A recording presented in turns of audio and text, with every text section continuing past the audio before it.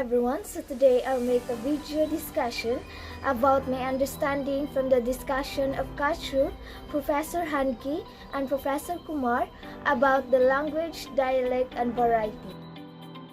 And now let's proceed to the Kachru and Nelson in the World Englishes in Asian context. So what is the World Englishes for? According to them, from the term World Englishes is inclusive and does not associate any privilege with English in any one circle or in any one of its specific varieties. It simply denotes the historical facts of origin and diffusion of English around the world.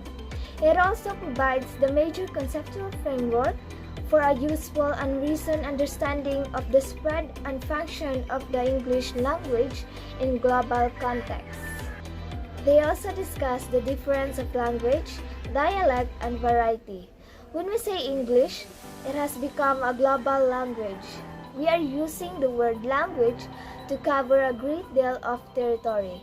The term language represents an idealization, while the dialect is any variety of a language.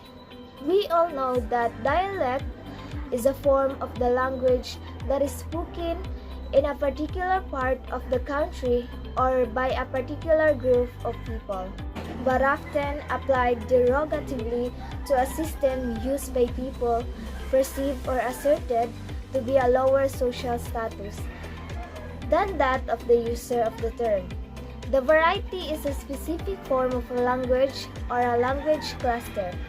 This may include languages, dialects, registers, styles, or other form of language, as well as a standard variety. So now let's proceed to the reality of the native speakers and non-native speakers. A native speaker is a person who acquires a language from birth in the condition described above, which was presumed to have been acquired within a family and a close societal context without the aid or necessities of its having been formally taught, now largely replaced by concepts such as primary language. A non-native speaker is one who acquires or learns a second or nth language subsequent to the first language. Non-native speakers learn the language as older children or adults. According to Kachru and Nelson, the relevance of the distinction to linguistics and language teaching still evokes a great deal of discussion and debate. So now let's talk about Professor Kumar in his discussion about the language, dialect, and variety. He said that the language is innate human capacity. The question is, why is it considered innate in humans? For me, the language is not innate. The linguistic ability is innate.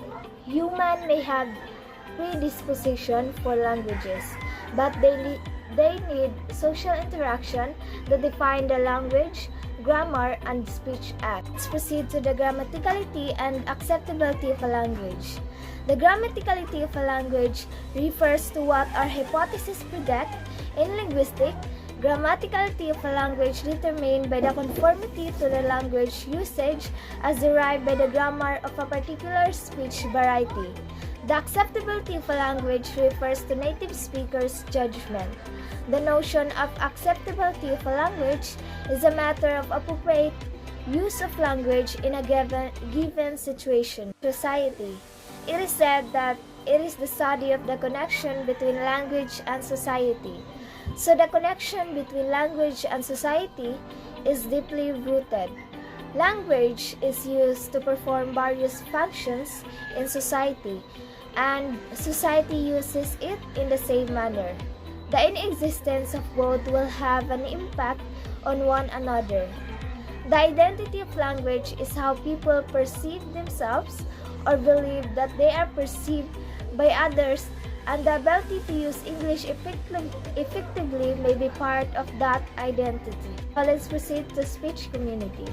Speech community societies which shares a language, it is also called speech fellowship. A speech fellowship is a subgrouping of societies within a speech community which shares contextual features. Speech community is also individuals who observe same linguistic norms. Domain of language use functions are family, friends, community, business, religion, government, media, and education. In sociolinguistics, the term domain is usually used to denote the social context of interaction.